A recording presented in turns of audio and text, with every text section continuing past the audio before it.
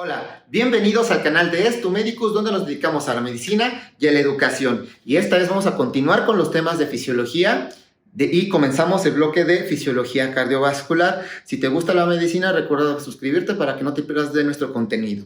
Y bueno, vamos a seguir hablando de fisiología cardiovascular y por donde me gustaría comenzar es aclarando algunas cosas. La fisiología cardiovascular es algo muy diferente a la cardiología. La cardiología es la rama de la medicina que se encarga de estudiar, diagnosticar y tratar las enfermedades del aparato cardiovascular.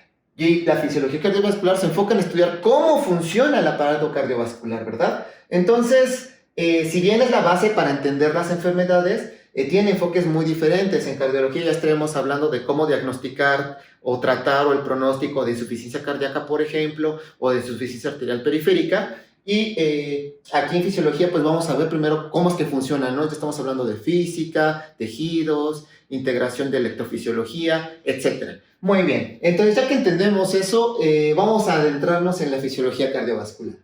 ¿Qué es el aparato cardiovascular? Bueno, es un sistema de distribución de sustancias. ¿Qué sustancias? Gases, nutrientes, citocinas, hormonas, necesarias para la nutrición, crecimiento y reparación de los tejidos.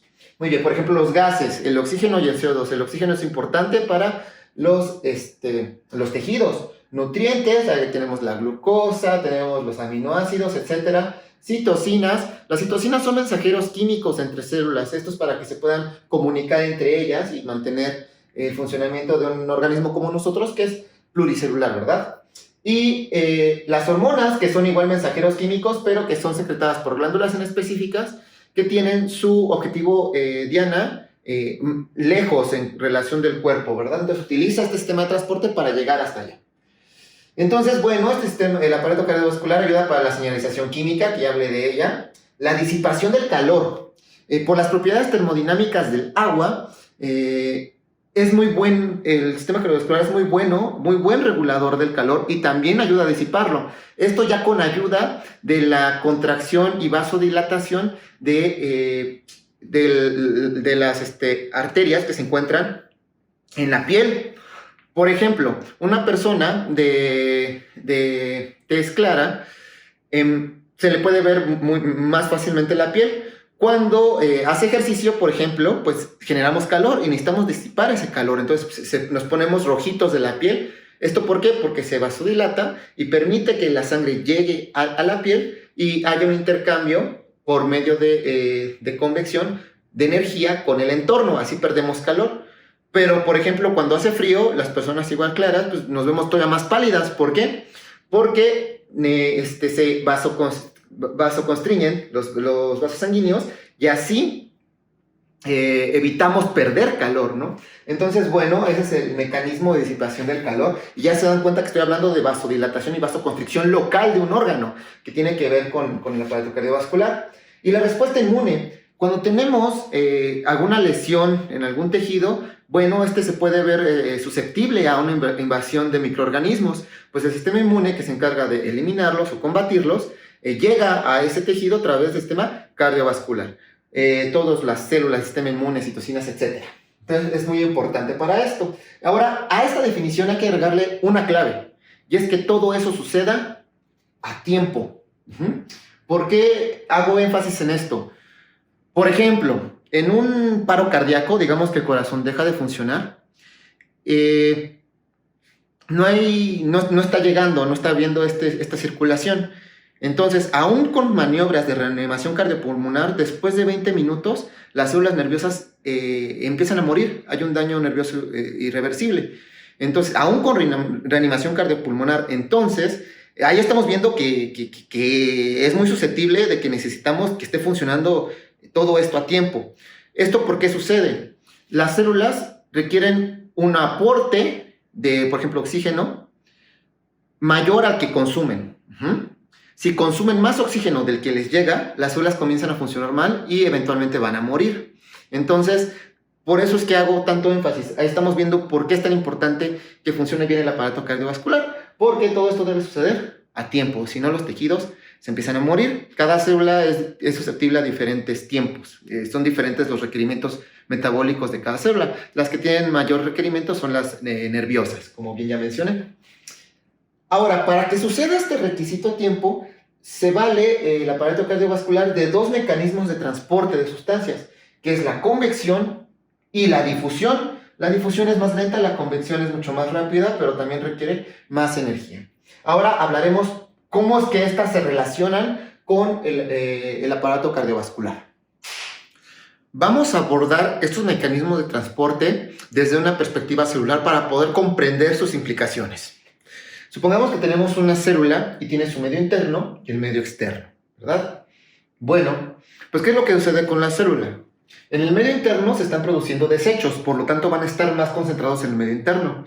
Y se están consumiendo nutrientes en el medio interno, por lo tanto van a estar menos concentrados. Va a haber un nivel más bajo de nutrientes. La célula puede estar en contacto con el medio externo y a través de la membrana plasmática se lleva a cabo el proceso de difusión. La difusión, recordemos, de fisiología celular, que es el mecanismo de transporte por el cual las moléculas viajan por movimientos aleatorios moleculares. Entonces una sustancia viaja de un punto A a un punto B por medio de movimientos aleatorios moleculares. Entonces, así se lleva a cabo la difusión. La difusión sucede a través de la membrana y, por ejemplo, aquí estamos viendo que los niveles de desechos dentro de la célula son mayores y van de lugares de mayor concentración a uno de menor concentración, que en este caso sería el medio externo. Entonces los desechos tenderían a salir por medio de la difusión. Con los nutrientes es lo mismo. Digamos que el medio externo está bien nutrido, entonces la célula obtiene sus nutrientes en el medio externo. Adentro no hay tantos nutrientes, entonces los nutrientes viajan de donde hay más a donde hay menos, ¿verdad? Así es como viajan los nutrientes a través de la difusión. Esto sucede con un organismo unicelular y de hecho así sobreviven las bacterias, que son unicelulares. Pero, ¿qué es lo que empieza a suceder cuando empezamos a tener organismos pluricelulares? Bueno, pues ya hay varias células organizadas juntas, ¿verdad? Y cada una de ellas tiene sus propios requisitos. Y el medio externo ya no va a estar en contacto directamente, por ejemplo, en esta célula central, ya el contacto con el medio externo está mucho más lejos. ¿Qué es lo que sucede? Bueno, vamos a centrarnos en esta célula central. Tiene todo este trayecto para llegar al medio externo. Del medio externo van llegando los nutrientes y salen los desechos. Entonces, los nutrientes, conforme van entrando a esta célula central, pues van perdiendo su concentración porque van captando las otras células también nutrientes. Ya cuando llegan a esta célula central, se dan cuenta, son muy pocos los nutrientes que llegan a entrar. Muy poquitos. Casi no entran. Lo mismo sucede con los desechos. Tenemos muchos desechos en esta célula central. Conforme van saliendo, pues se van difundiendo al exterior, va disminuyendo, pero aquí, cerca de esta célula, pues como hay desechos de otras células también, están los niveles altos. Entonces, no estás sacando los desechos a una velocidad muy adecuada, que digamos. Entonces, este es el problema que comienza a suceder con la difusión. Ahora, por ejemplo, para recorrer, el oxígeno, para recorrer 1 centímetro de distancia, una molécula de oxígeno le toma aproximadamente 14 horas. Entonces, la difusión es muy lenta. La célula va a requerir más oxígeno del que le pueda llegar en esas 14 horas, ¿no? No puede estar 14 horas sin oxígeno. Entonces, desde ahí empezamos a notar que la difusión es un proceso muy lento, que tiene que en organismos pluricelulares, pues no va a satisfacer las necesidades. Pero esto se puede solucionar por medio de la convección. Vamos a verla. Entonces, para que la convección suceda, debe haber un flujo de fluidos, ya sea aire o agua, o líquidos. En este caso, pues el líquido sería la sangre y el aire estaría en nuestros pulmones. Entonces, en realidad tenemos dos sistemas de convección. Veamos esta situación. Tenemos entonces una gran cantidad de células. Este sería ya un esquema parecido a nuestro organismo pluricelular. Y tenemos una comunicación que genera un flujo de aire con el medio externo. Aquí tenemos al aparato respiratorio y está en íntimo contacto con nuestro aparato cardiovascular. El aparato cardiovascular se compone de 3 elementos.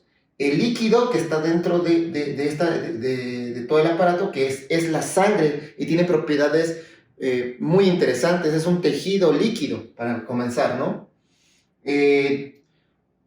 Una bomba, que en realidad son 2 bombas en serie, que es el corazón. Lo vamos a dividir en corazón izquierdo y corazón derecho. Estas generan gradientes de presión que permite el flujo de sangre. Y finalmente un sistema de tuberías, que es el sistema vascular. Las arterias, las venas y los capilares. Entonces, tenemos esos tres componentes del aparato cardiovascular. Aquí es donde nos vamos a centrar. Como pueden ver, está íntimamente ligado al aparato respiratorio, el cual abordaremos en otro video. El corazón derecho se encarga del flujo hacia los pulmones y el corazón izquierdo se encarga del flujo hacia todas las células, el flujo sistémico. Ya que entendemos esto, pues estos dos sistemas están generando movimiento de fluido, o sea, de convección. Y ese movimiento permite un transporte de sustancia mucho más rápido que la difusión. Entonces, si nosotros lo vemos ya un poco más grande, cómo está íntimamente ligada el sistema con la célula, pues bueno, la célula está en su medio interno y está en contacto con la sangre. La sangre permite mantener un gradiente sin que se vea consumido o se vea mermado con el medio externo y el medio interno. Entonces, la sangre se comunica con el medio externo para terminar con los desechos y obtener los nutrientes también, y esto elimina el gradiente de célula a célula, llevándolo al medio interno. Si llegáramos a tener una falla en la bomba, que es el corazón, pues es ahí donde entendemos que hay que estudiar lo que son las arritmias, ¿verdad? Ahí vemos arritmias en la falla de bombas, o bien insuficiencia cardíaca en la falla de las bombas, que es el corazón. Podemos tener fallas en la circulación, en las tuberías, por ejemplo, una hemorragia o una disección aórtica. Ahí también podemos tener estos problemas. O insuficiencia arterial, también lo podemos tener. Finalmente, también podemos tener problemas en la sangre. Por ejemplo, que se coagule la sangre o que no tengamos suficientes proteínas para transportar los gases. Podemos tener anemia también en la sangre, etc. Entonces empezamos a entender que esta es la base de comprender todas las enfermedades, o sea, y no solamente de la cardiología, también empezamos a entender algunos conceptos de metabólicos o incluso hematológicos, ¿verdad? Bueno, ahora vamos a ver cómo se aconseja continuar el estudio de la fisiología cardiovascular. Y si has llegado hasta aquí, déjame darte un regalo. Es el orden en el cual recomiendo comenzar a estudiar este amplio tema. Vale la pena dividirlo por los elementos que les había comentado, y yo recomendaría primero comenzar con las bases físicas del flujo de líquidos, de hidráulica, la hemodinámica. Después empezaría con la circulación sistémica y ya tendría elementos para entender el concepto de presión arterial. Posteriormente ya podría comenzar a entender el potencial de acción cardíaco y la electrofisiología cardíaca, todo su activación del corazón. Ya con esto puedo entender una prueba diagnóstica, que es el electrocardiograma. Ya que entiendo el electrocardiograma, puedo entender ahora los fenómenos mecánicos del corazón y acústicos, no solamente los eléctricos, y ya podría empezar a hablar del ciclo cardíaco. Después de esto, ya entraría a hablar de microcirculación, para entender cómo se está comportando la circulación a nivel microscópico, que es muy importante. Y finalmente ya hablaría después de la regulación de todo el aparato cardiovascular. Perfecto. Si te ha gustado el video, dale like, suscríbete para que no te pierdas nada de nuestro contenido y recuerda dejar tus dudas en los comentarios. Estaré muy feliz de responderte. Nos vemos hasta el próximo video. Chao.